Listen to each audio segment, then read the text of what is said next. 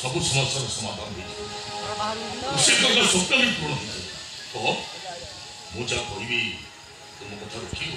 ଯଦି ମୋ ଦ୍ୱାରା ସମ୍ଭବ ତାହେଲେ ମୁଁ ନିଶ୍ଚୟ ରଖିବି। ନାଇଁ ମନେ ମୁଁ କ'ଣ କହୁଥିଲି ତୁମକୁ ଋଷିଙ୍କର ସ୍ୱପ୍ନ ପୂରଣ ପାଇଁ ଆଉ ତୋ ଭବିଷ୍ୟତ ପାଇଁ ତୁ ଗୋଟେ କାମ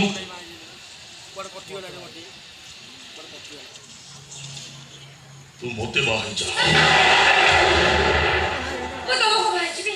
ତମେ ତ କହିପାରୁଛ କି? ଆରେ ବାଛା ବୁଝିଲି सोनी भाउज अच्छी से तू बाहा राजी हो चुटकी अरे सोनी भाउज ता जगह रही तू तो जगह